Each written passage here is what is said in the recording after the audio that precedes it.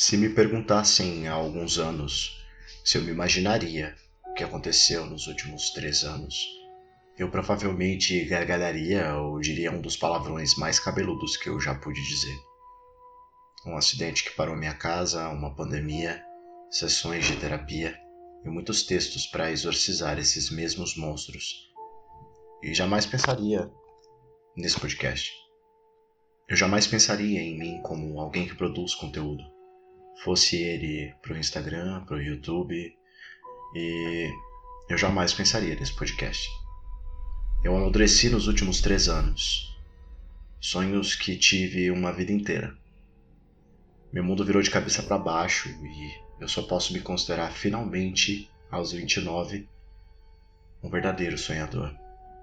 O que me espera nesse futuro incerto em que a gente vive, não faço a menor ideia. Para isso eu preciso conseguir soprar as velas antes de morrer.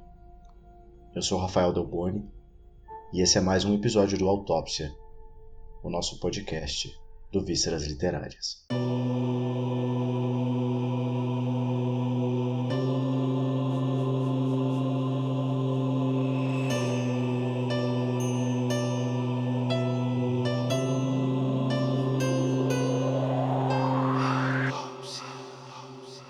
Quando criança, eu amava aniversários e eu confesso que eu não consigo me recordar quando eu passei a odiar a data como se acontece com a maioria das pessoas. Eu acho que é a famosa crise dos 20, dos 25, depois dos 30. A síndrome de Peter Pan, ou quem sabe um medo da morte nas entrelinhas da minha mente e consciência, procurando uma maneira de vencer essa barreira que criamos com o passar dos anos. Depois, quando pude ter o meu primeiro emprego, eu passei a mentir a idade. Mas essa aí é fácil de explicar. Acontece que eu achava que eu pareceria mais maduro. Principalmente por uma questão de não ter barba, enfim, de não aparentar ter a mesma idade que eu tinha. Principalmente se tratando dos meus alunos e colegas de trabalho, uma vez que quase sempre olhavam torto para mim, o professor novinho que chegava na escola. Eu me acostumei com a ideia, mas segui odiando assoprar as velhinhas. Então tudo aconteceu em 2019. O acidente no palco do meu marido, a pandemia, as aulas por vídeo, as crises de ansiedade, o retorno da depressão. Parece que um redemoinho de merda passou pelo mundo, mas resolveu levar minha casa para uma versão perturbada de Oz. Nada se comparava ao que acontecia no mundo, claro. E nem significa que minha dor é maior. Mas eu fico de cara em como isso me quebrou em 1000 pedaços, ao mesmo tempo que esfregou na minha cara o que de fato estava acontecendo na minha vida. Quando foi a última vez que você realizou um sonho? E se você morrer antes de assoprar as velas? Era só o que eu me perguntava sempre que eu olhava no espelho. Na verdade, é só o que eu me pergunto sempre que me olho no espelho. Foram 2 anos assim, e acabo de concluir o terceiro, e as coisas mudaram de maneira drástica.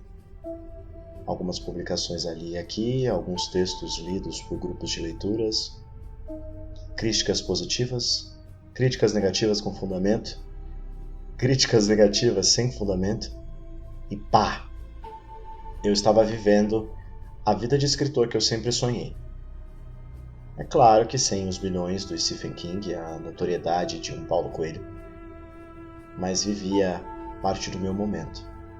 Meu filme favorito, o que eu mais amo no mundo e vejo todo ano, se chama Sob o Sol da Toscana e, entre muitas coisas, ele fala justamente sobre isso. Ter o que mais deseja do seu lado e está tão compenetrado em conseguir o que você quer que você não é capaz de enxergar que você já tem. O tapa na cara que a Frances leva no fim do filme tinha finalmente acontecido comigo. Eu estava levando o tapa na cara. Eu não tinha a admiração de milhões, mas eu tinha da minha família, dos meus amigos, dos meus alunos, das pessoas que me seguem no Vísceras. Eu não tinha uma conta bancária imensa, mas tinha meus pequenos lucros e um emprego para chamar de meu no momento em que as pessoas não sabem o que vão fazer, se vão conseguir comer, enfim.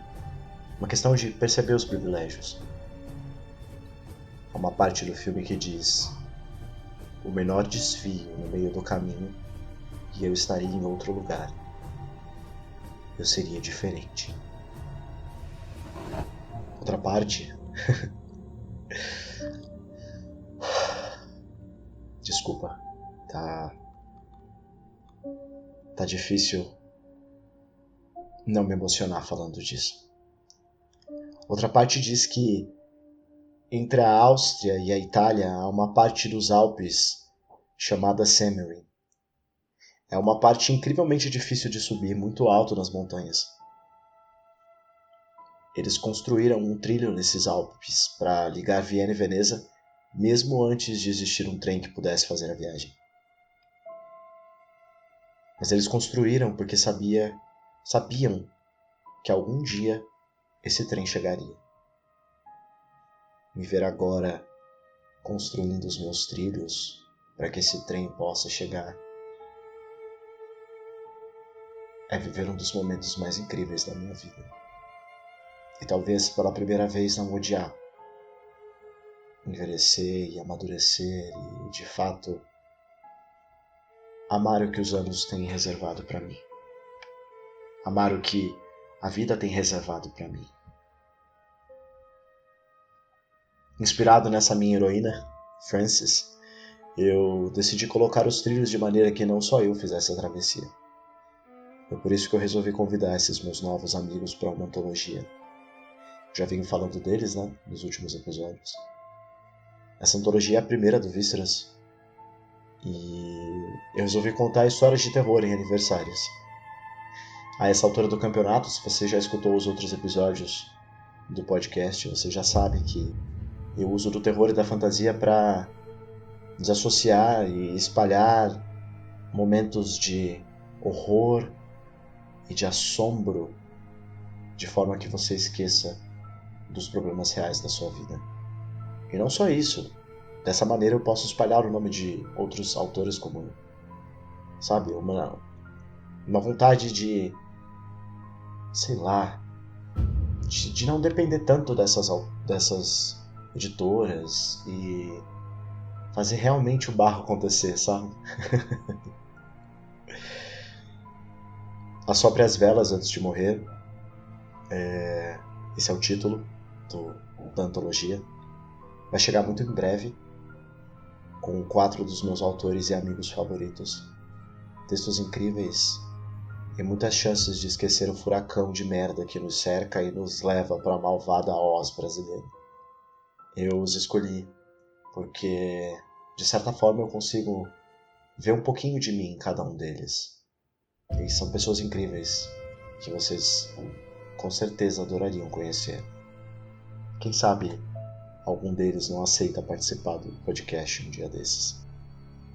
Enfim, esse episódio é um pouquinho mais curto, porque o nosso texto no final é um pouquinho mais longo.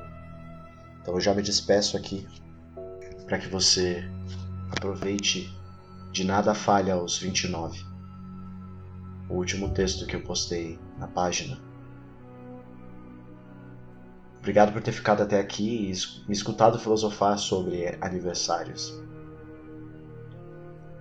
Aproveite a leitura, não se esqueça.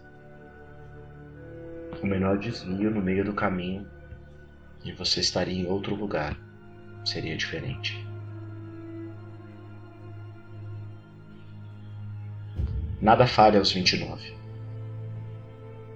Quando era criança, ria por tudo e dançava sem medo, se tinha sobre os meus pés a areia da praia. Sentia a brisa do mar tocar o meu rosto e girava até perder o equilíbrio. Caía no chão e admirava o mar, um tanto assustado, devo admitir. Algo me dizia no meu íntimo, em momentos como aquele, que eu fora trazido por aquelas águas salgadas e depois acabei sendo encontrado pelos meus pais numa praia qualquer.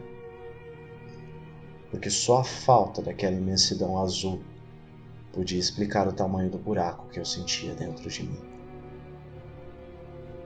Não sei dizer ao certo se sempre me senti assim, se era uma questão química ou espiritual. Não importava quantos anos se passassem, a imensidão que me faltava continuava, como uma ferida aberta, me lembrando de que ela estava ali. Na adolescência, as dores se intensificaram quando me apontavam coisas em mim que eu era incapaz de enxergar. Como era possível ser aquela pessoa que todos me diziam em meio ao riso, se nem mesmo eu me enxergava assim quando me olhava no espelho? Num susto, tudo se mostrou verdade. Eu era o mesmo menino de sempre, o que sentia a falta da imensidão do mar, mas também era o menino diferente entre os outros. E como se o buraco não pudesse ficar maior, abriu-se ainda mais. Fui obrigado a encarar a escuridão dentro de mim e os monstros que queriam escapar. Minha mãe, pobre coitada que não sabia nada sobre meninos diferentes, me ensinou que atacar os monstros que tentavam escapar era melhor do que se defender deles. E foi assim que ergui não só uma muralha ao redor de mim, mas também um arsenal de armas contra possíveis invasores. Foi assim que deixei de ver o mar e contemplar a imensidão que me faltava. No caminho, encontrei outros meninos, mas nenhum deles parecia bom o bastante para me fazer sair de trás do muro. Alguns poucos, os que faziam poesia, até conseguiram me fazer olhar o mar por telas, pinturas ou música. A imensidão que me faltava só crescia. Um oceano inteiro cabia dentro de mim. Se fecho os olhos agora e tento me lembrar do que aconteceu entre a adolescência e parte da vida adulta, eu não consigo ver nada além do menino escondido atrás do muro, angariando aliados enquanto se escondia da própria escuridão. Sei também que alguns monstros escaparam, ou quem sabe, sempre estiveram muito bem escondidos em mim. Dentre eles a ansiedade, a insegurança, mas também minha imaginação. Sei também que, em algum momento no fim de um mês de maio, os muros caíram de repente e me vi diante de uma ponte criada sabe-se lá como, mas que me permitia cruzar o caminho entre os dois lados de mim. Já do outro lado, dei a mão para outro menino, um que não era tão perdido quanto eu, mas que conseguia me mostrar o mar como nenhum outro havia feito.